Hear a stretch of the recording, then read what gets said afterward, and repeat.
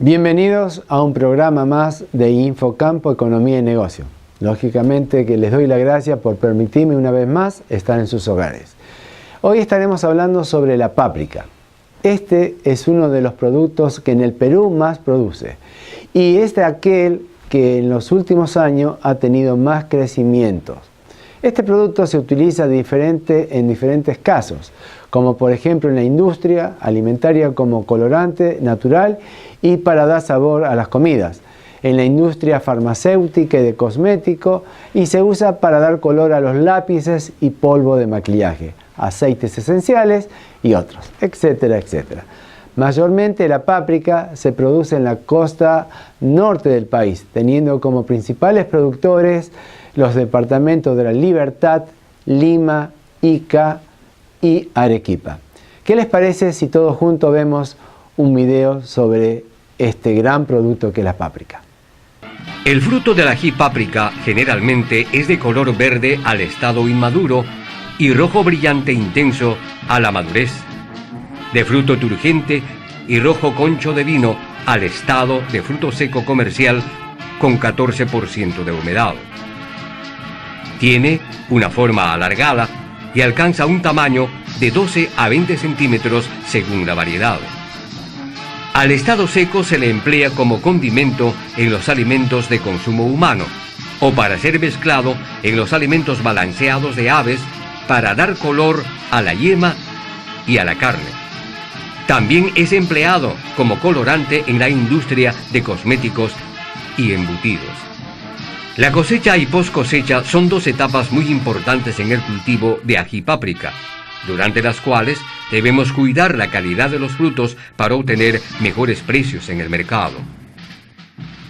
Sin embargo, por desconocimiento técnico se presentan algunos problemas que afectan la calidad del producto cosechado, como cosechar frutos que no están maduros, ocasionando pudriciones y demoras en el proceso de secado. Extraer los frutos sin el cuidado necesario, causando daño a las plantas y al fruto. Realizar el secado de los frutos en lugares inadecuados. Antes de alcanzar su completa maduración, los frutos se encuentran turgentes y de color rojo brillante intenso. Sin embargo, no están totalmente maduros comercialmente. Esto puede probarse abriéndolos y observando cómo las placentas están blanquecinas en lugar de rojas. Estos frutos deben ser evitados al momento de la recolección, pues tienen de 15% a 20% menos colorantes naturales.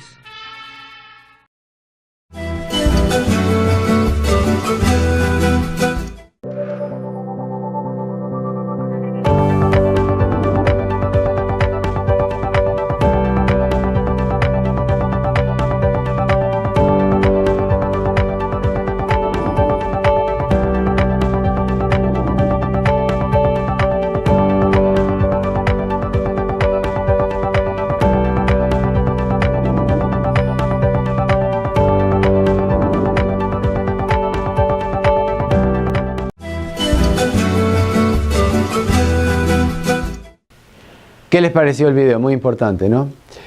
En esto quería hacer un pequeño comentario y un análisis, si ustedes me los permiten. Lógicamente que esta es mi opinión, mi impresión.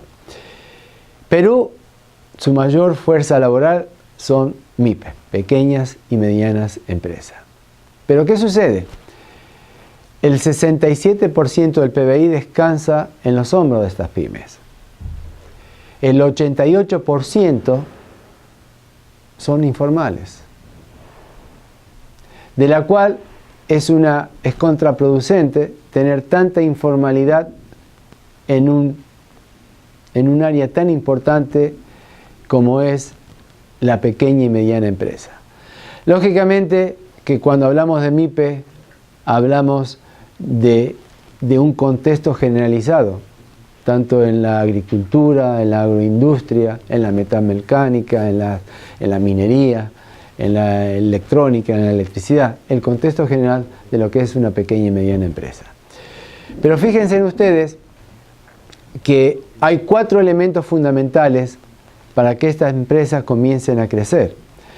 Primero tenemos que tener el gobierno que apoye a todos los pequeños productores, pero no un gobierno paternalista, sino un gobierno que le pueda transferir conocimiento a los pequeños agricultores. Después tenemos que tratar de tener crédito, pero un crédito digno, posible de pagar, no a las altas tasas que hoy encontramos para la pequeña y mediana empresa, que en algunos casos superan el 25%. Es imposible, nadie podría pagar esa tasa de interés y ser competitivo. Tercero, tenemos que tener la universidad de empresa. Una universidad donde pueda transferir conocimiento, donde pueda traspasar toda una tecnificación que les permita al pequeño agricultor poder absorber todo ese conocimiento, todas esas nuevas técnicas para ser competitivo. Porque hoy, si no creamos empresas competitivas, no podremos tener éxito.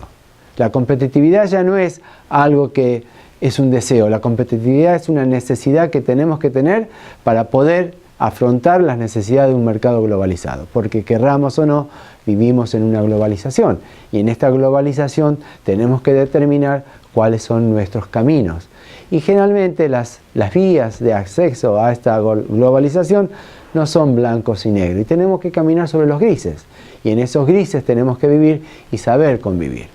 Y por otra parte tenemos que tener a las grandes empresas donde tiene su capacidad ociosa o donde podemos descubrir esa capacidad ociosa y de esa capacidad ociosa cómo podemos dar un lugar a la pequeña y mediana empresa.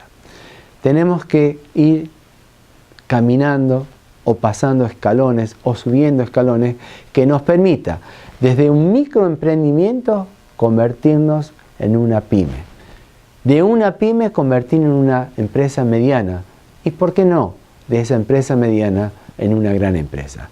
Esta es la conversión que tenemos que lograr para poder salir de la pobreza, para poder lograr un país más justo, con riquezas más equilibradas y podemos convertirnos en lo que es la industrialización del Perú. Porque en mi pensamiento, la minería no es el futuro del Perú.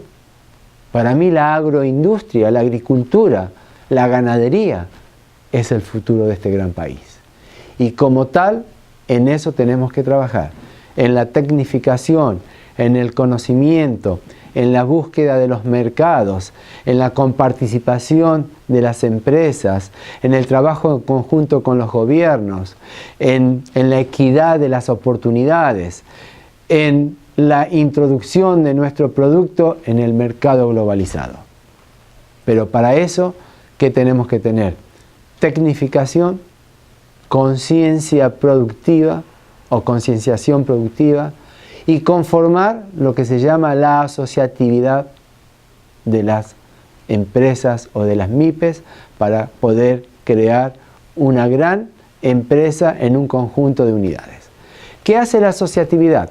La asociatividad permite de juntar valor agregado, capital económico, capital humano en el conocimiento, capacidad de máquina. Con todos esos 3 elementos, ¿qué vamos a hacer? Vamos a aumentar la producción, vamos a bajar los costos del producto y vamos a introducir nuestro producto primero en un mercado nacional. Después podemos pensar en un mercado andino o Mercosur y después recién comenzar a pensar en la internalización de los mercados. ¿Por qué? Porque esa franja nos permitirá adquirir los conocimientos que necesitamos y poder ser competitivos para un mundo tan audaz y competente. Hasta el próximo programa y damos paso al noticiero.